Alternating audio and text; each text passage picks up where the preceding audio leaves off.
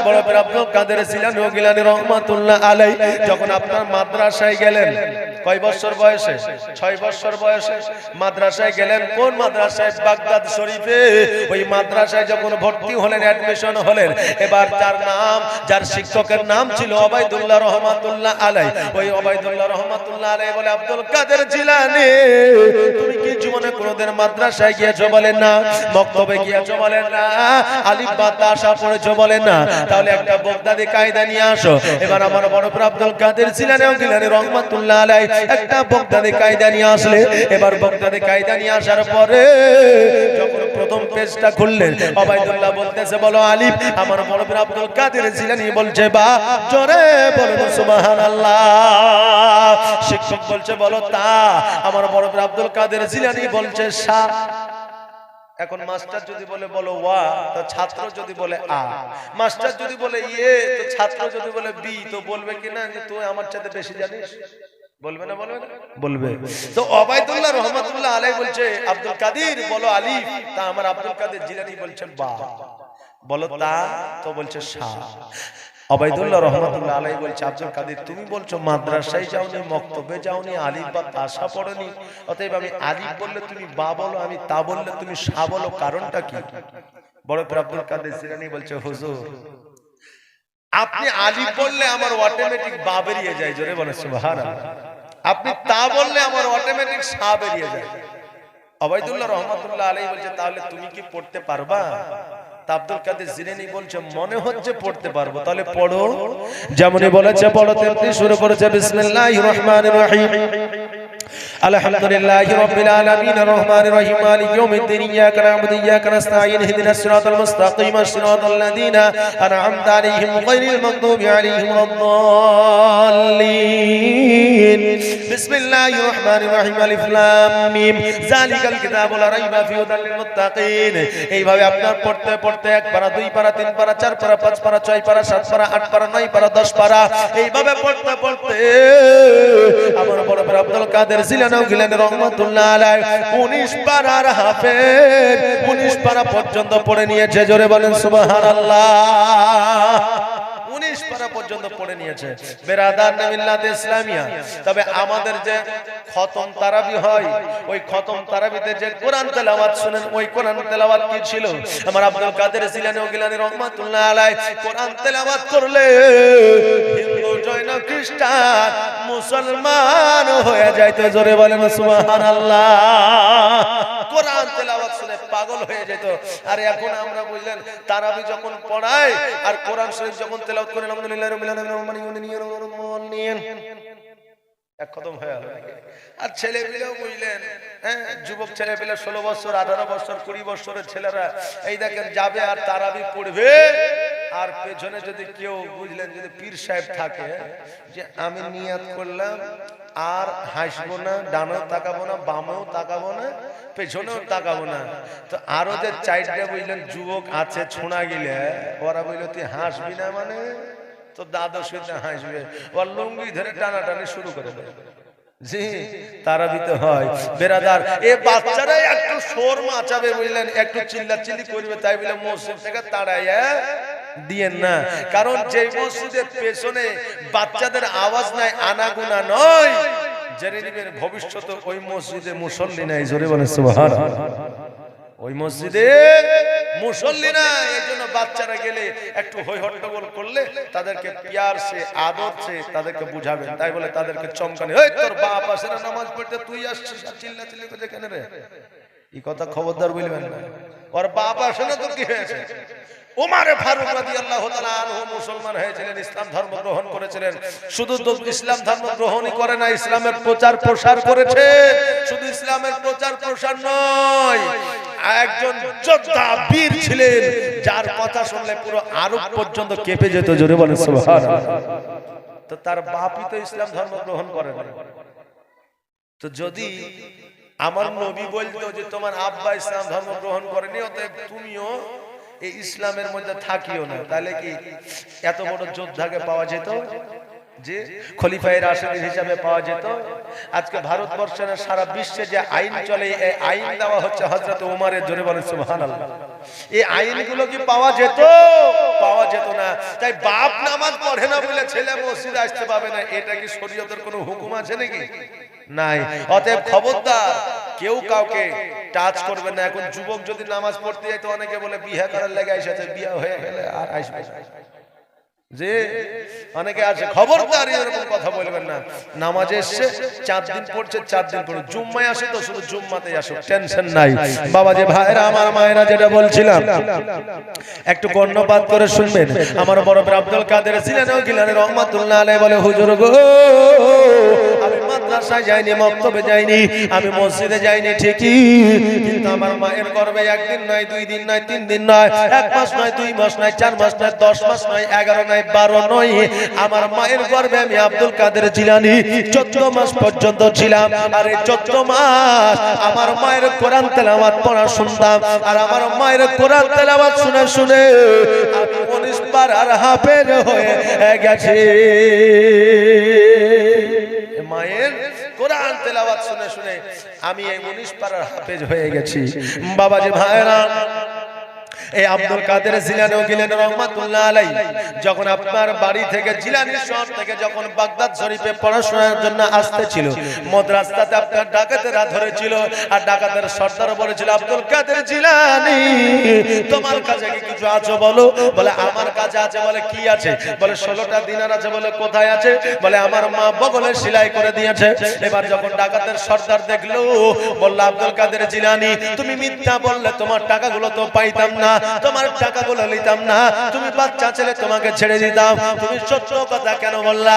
আমার বড় আব্দুল কাদের জিলানী বলে, ও ডাকাতের সর্দার শোনো গো, আচ্ছা তোমাকে বলে দি, আমার মা আমাকে বলে দিয়েছে, তোমার যদি গর্দানও চলে যায়, তোমার যদি জীবনও চলে যায়, তোমার যদি প্রাণও চলে যায়, তোমার যদি জানও চলে যাও, জীবনে মিথ্যা বলবে না। তোমার জান প্রাণ যদি চলে যায়, জীবনেও মিথ্যা বলবে না। আর আজকালকার আমাদের ছোট্ট বাচ্চা ছেলেরা মাঠে ঘাস করতে যায়, যদি একটা বেগুন নিয়ে আসে তো মা বলে যে আর একটা নিয়ে আসতে পারিস নি? জি, বলে আর একটা নিয়ে আসতে পারিনি, একটা থেকে সবজি হয়, কালকে আবার একটা নিয়ে আসবি। এ মা শুনে নাও, আমার আব্দুল কাদের জিলানীর মা কেমন শিক্ষা দিয়েছিল। আব্দুল কাদের জিলানী বলতেছে, শোনো গো, আমার মা বলে দিয়েছে জীবনে মিথ্যা বলবে না, এই জন্য আমি মিথ্যা বললাম না। ওই সর্দার বলল, আমার মাও তো আমাকে খারাপ শিক্ষা দেয় নাই, তবে আমি খারাপ পথটা কেন বেছে নিয়েছি? ওই আব্দুল কাদের জিলানী, আমি কথা দিলাম আজকে থেকে আমি আর ডাকাতি করব না, মায়ের কথা মতো চলবো। আব্দুল কাদের জিলানী বলল, হবে না, কতক্ষণ পর্যন্ত হবে না?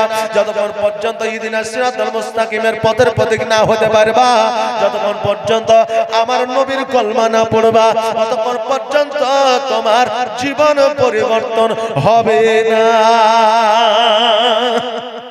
এখন কেউ বলছে যে জালসা চাইতে নামাজ উত্তম, তো জালসা চাইতে তো নামাজ উত্তম, এটা সবাই জানে, কারণ জালসা করলে নেকি পাবে, না করলে গুনাহ নাই, কিন্তু নামাজ না পড়লে গুনাহ আছে। অতএব এই নামাজের যে বার্তা, নামাজের যে কথা, ওই কথাটাই তো আমরা জালসায় বলবো নাকি? ওই নামাজের কথাটাই জালসা হবে।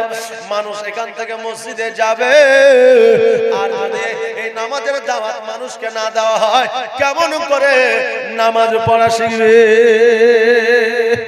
আমার আব্দুল কাদের জিলানী গিলানী রহমাতুল্লাহ আলাইহি বাচ্চা কাল থেকে ইসলামের প্রচার করেছেন, জোরে বলেন সুবহানাল্লাহ। ওই ডাকাতের সর্দার বলল, আর জীবনে কোনোদিন মিথ্যা বলবো না। আব্দুল কাদের জিলানী বলল, হবে না, জীবন পরিবর্তন করতে গেলে আমার নবীর ইতিহাস জানতে হবে, জীবন পরিবর্তন করতে গেলে আল্লাহর ওলিদের ইতিহাস জানতে হবে।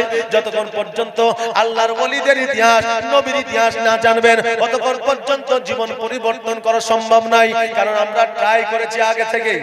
রাত্রে যখন ঘুমাতে যাচ্ছি চিন্তা করলাম, আল্লাহ গো, জীবনে খুব পাপ করেছি, গুনাহ করেছি, আর করব না, এবার কালকে থেকে শুধরে যাব, নামাজ পড়তে লাগলো।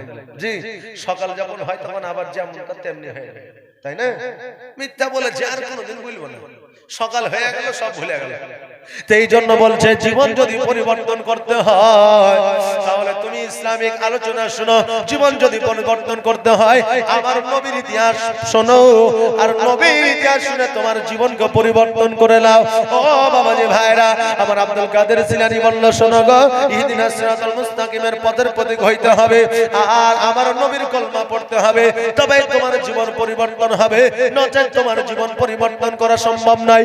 ওই ডাকাতের সর্দার বলে আব্দুল কাদের জিলানী, আর দেরি নয় জলদি করে তোমার নবীর কালমাটা পড়ে নাও।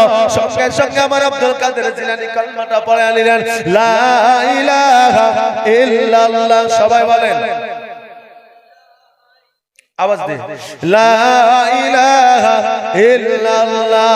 বলো লা ইলাহা, লা ইলাহা। তোমার মতো এত ভালো, তোমার মতো এত ভালো কেউ তো আমায় পাশে না, তাই তো নবী আমি তোমার দিওয়ানা, তাই তো রাসূল আমি তোমার দিওয়ানা। বলো লা ইলাহা, লা ইলাহা, লা ইলাহা। আওয়াজ দিয়ে, আমি থেমে গেলে আপনার থেমে যান নাকি মনে হয় লাগবে না নাকি? আওয়াজ দিয়ে বলেন, লা ইলাহা ইল্লাল্লাহ। বলো লা ইলাহা। ও কি শুনেছি কিতাবের লেখা,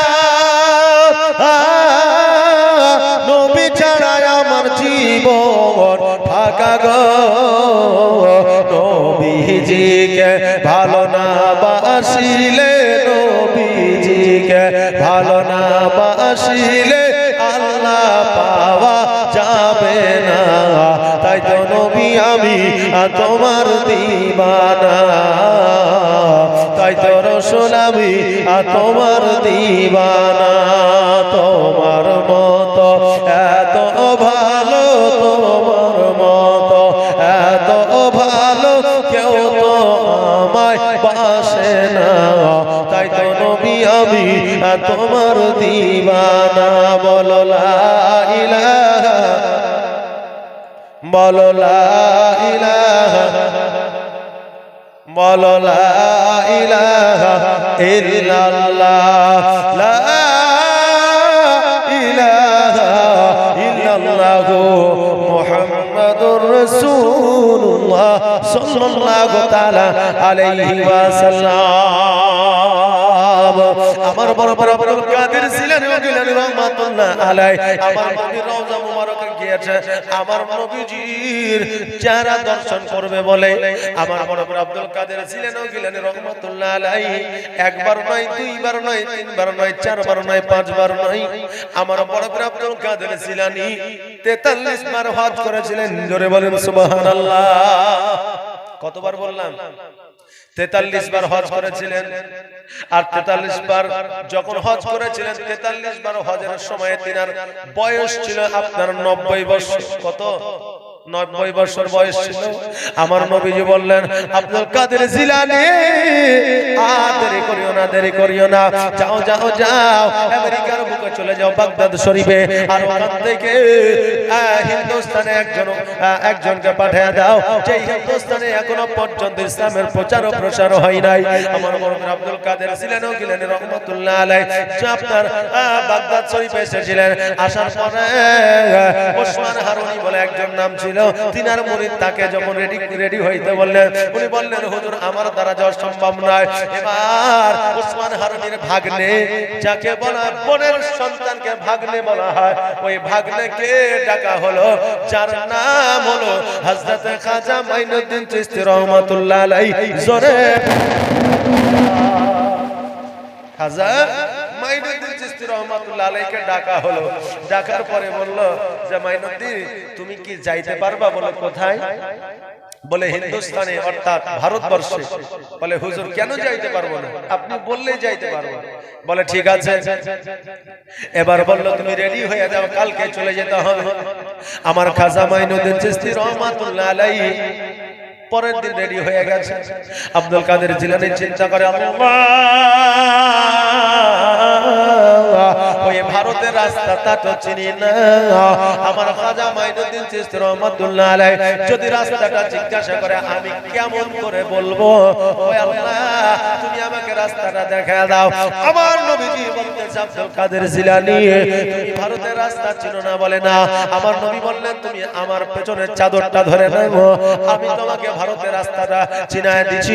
আমার বড় বড় আব্দুল কাদের জিলানীও গেলেন রহমাতুল্লাহ আলাইহি, আমার নবীজির চাদর মুবারক ধরে নিলেন, রাস্তাটা দেখে নিলেন। এবার খাজা মাইনুদ্দিন চিশতি রহমাতুল্লাহ আলাইহি বলে, ও হুজুর আপনি বলে দেন ভারতের রাস্তা কোনটা? আমার বড় বড় আব্দুল কাদের জিলানীও গেলেন রহমাতুল্লাহ আলাইহি, বলতেছে, ও মাইনুদ্দিন তুমি কি রেডি হয়ে গেছো? বলে হ্যাঁ। বলে তাহলে চলো তোমাকে রাস্তাটা আমি দেখায়া দিই। এবার ওসমান হারুনি বলতেছে, হুজুর গো আপনি কেন রাস্তাটা চিনাবেন? আপনার মুরিদ আমি আছি, আমি ভারতের রাস্তাটা চিনায় দিব, আপনি কেন কষ্ট করতে যাইবেন? আব্দুল কাদের জিলানী বলতেছে, ওসমান হারুনি রে আমি রাস্তাটা চিনি, তুমি তো চিনো না, তুমি কেমন করে দেখাইবা? ওসমান হারুনি বলতেছে, হুজুর গো আপনি যে হুজুর পাক সাল্লাল্লাহু তাআলা আলাইহি ওয়াসাল্লামের চাদর মুবারক খানা ধরেছিলেন ভারতের রাস্তা চিনবার জন্য, আমি আপনার চাদর মুবারকটা ধরে নিয়েছিলাম, আর আপনার চাদর মুবারক ধরে নেওয়ার পরে আমিও ভারতের রাস্তা দেখেছি। জোরে বলেন সুবহানাল্লাহ। এখান থেকে বোঝা যায় যে ওলিদের চাদর ধরলে রাসূলের চাদর ধরা হয়। জোরে বলেন সুবহানাল্লাহ। ওলিদের চাদর ধরলে রাসূলের চাদর ধরা হয়। ওসমান হারুনি বলতেছে, হুজুর গো আপনি যখন নবীর চাদর ধরলেন তা আমি আপনার চাদর ধরে নিয়েছিলাম, আপনি ভারতের রাস্তা দেখেছেন, সাথে সাথে আমিও দেখে ফেলেছি। জোরে বলেন সুবহানাল্লাহ। আমার বড় বড় আব্দুল কাদের জিলানী গেলেন রহমাতুল্লাহ আলাইহি বললেন, তবে যাও খাজা মাইনুদ্দিন চিশতি রহমাতুল্লাহ আলাইহিকে ওই ভারতের রাস্তাটা দেখায়া দাও। আমার মন মজাইয়া রে দিল মজাইয়া রে মুর্শিদ নিজে দেশে যায়। জোরে বলেন সুবহানাল্লাহ। একটা আওয়াজ দিয়ে বলেন না ইয়া ওলি আল্লাহ, আর একটা আওয়াজ দিয়ে বলেন ইয়া মুর্শিদ, আর একটু জোরে। আমার মন মজাইয়া রে দিল মজাইয়া রে মুর্শিদ নিজে দেশে যায়। আমার মন মজাইয়া রে দিল মজাইয়া রে মুর্শিদ নিজে দেশে যায়। ও মুর্শিদ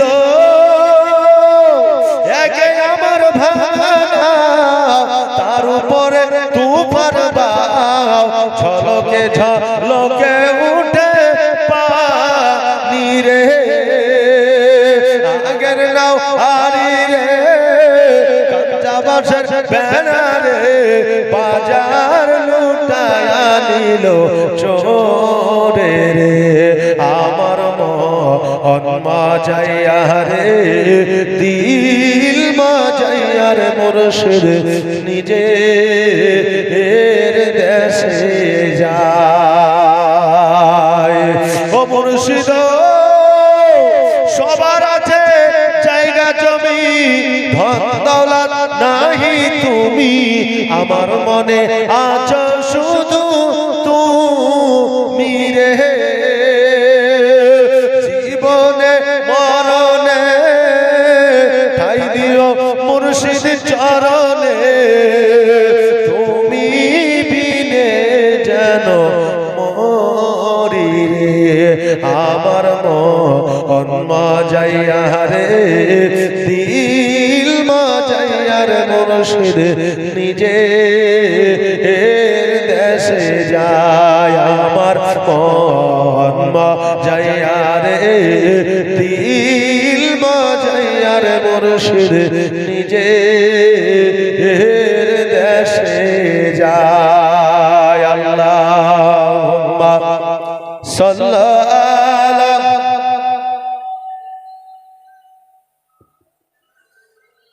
মোহাম্মদ ওয়ালা আলে মাওলানা। ও আমার কাজা মাইনুদ্দিন চিশতি রহমাতুল্লাহ আলাইহি ভারতবর্ষের মাটিতে আসলেন। আসার পরে কোন রাবী বলেছেন 40 জন কাফেলার মধ্যে ছিল, কোন রাবী বলেছেন না না না 60 জন কাফেলার মধ্যে ছিল, আর 60 জনকে নিয়ে ভারতবর্ষের মাটিতে এসেছিলেন। ও বাবা যে ভাইরা, এই ভারতবর্ষের মাটিতে আসার পরে ইসলামের প্রচার ও প্রসার করেছে। তখন আপনার বাংলাদেশ, পাকিস্তান আর আপনার এইদিকে যত দেশগুলো ছিল সবগুলো একই দেশ ছিল, পৃথক ছিল না, আলাদা ছিল না। এই ভারতবর্ষে ইসলাম প্রচার করেছে। আজকে কিছু মানুষ আছে যারা বলে থাকে আল্লাহর ওলিরা কোনো কাজ জানে না। যার কাছ থেকে ইসলাম পাইলো, যার কাছ থেকে আমার নবীর কলমা পাইলো, আজকে তাকেই বলে এগুলো বেকার। জোরে বলুন নাউজুবিল্লাহ। বলছে এগুলো মানা যাবে না, এগুলোর কাছে যাওয়া যাবে না, এগুলো এই খানকা শরীফে তারপরে মাজার শরীফে কোনো মানত করা যাবে না, এটা তারা বলতে আছে। কিন্তু আহলে সুন্নাত ওয়াল জামাত বলছে যে তোমরা মানত করো, মাজারে গিয়ে সালাম করো, কিয়াম করো, দরুদ পড়ো, জিকির আজকার করো, কোনো অসুবিধা না। ভাইরা আমার মায়েরা, তাই আপনাদের এখানে একটা মাজার আছে, এই মাজারে আপনারা সবাই যাবেন। আর দেশে মাদ্রাসা আছে, মসজিদ আছে, মক্তবে ছেলেদের পাঠাবেন, কারণ কোরআন শরীফ তেলাওয়াত করলে নেকি পাবে। আর ওই কোরআন শরীফ যদি শিখতে পারে তো আপনারা জানাজা পড়াবে, কারণ আমার নবী বলেছেন দুনিয়ার মধ্যে ওই ব্যক্তি সবচাইতে বেশি ভাগ্যবান যার নিজের সন্তান তার বাপের জানাজা পড়ায়। জোরে বলেন সুবহানাল্লাহ। যার নিজের সন্তান তার বাপের জানাজা পড়ায় ওই ব্যক্তি হচ্ছে সবচাইতে বড় ভাগ্যবান। বাপজি ভাইরা, দোয়া কিন্তু দুই কোয়ালিটির আছে, এক হাই কোয়ালিটির আর এক হচ্ছে লো কোয়ালিটির। আমি প্রায় জায়গাতে বলি তো অনেকে বলে হুজুর হাই কোয়ালিটির দোয়া আর লো কোয়ালিটির দোয়া আবার কেমন? বলে আছে, কারণ একটা গ্রামের ইমাম মুসল্লি প্রতিবেশী যখন আপনার জানাজা পড়াবে তো তখন তার অন্তরে আবেগ থাকবে আলাদা, আর যখন আপনার নিজের সন্তান জানাজা পড়াবে তখন তার আবেগ থাকবে আলাদা। জানাজার শব্দের অর্থই হচ্ছে দোয়া। তা আপনার সন্তান যখন পড়াবে তখন দুই চোখ দিয়ে অশ্রু ঝরবে, তাহলে তার দোয়াটা হচ্ছে হাই কোয়ালিটি। আর আমি যখন আপনার জানাজা পড়াবো তখন আমার চোখের পানি ঝরবে না, শুধু আল্লাহু আকবার আল্লাহু আকবার দোয়া পড়ে দিয়ে একবারে জানাজা কমপ্লিট, তাই কিনা?